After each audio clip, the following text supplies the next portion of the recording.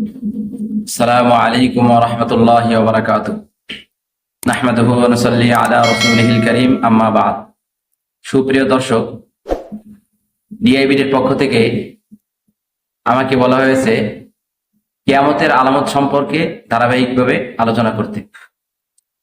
তো আল্লাহ তাআলা যদি তৌফিক দান করেন, আগামী পর্ব থেকে ইনশাআল্লাহ ধারাবাহিক কিয়ামতের আলোচনা করা হবে। তো কিয়ামতের আলামত এটা আমরা এই জন্যই আলোচনা করব যে যাতে করে রাসূলুল্লাহ সাল্লাল্লাহু আলাইহি সাল্লামের প্রতি মানুষের বিশ্বাস বাড়ে।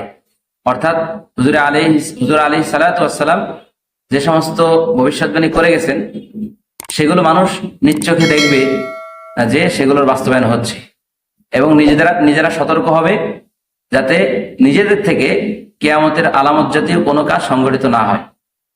আমরা কিয়ামতের আলামত এজন্য বর্ণনা করব না যে এতে আপনি খুব ইমোশনাল হয়ে যাবেন, কাজকর্ম ছেড়ে দিয়ে বসে থাকবেন, এজন্য নয়।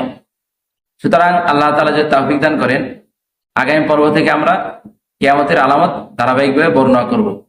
ওয়া আখিরু দাওয়ানা আলহামদুলিল্লাহি রাব্বিল আলামিন।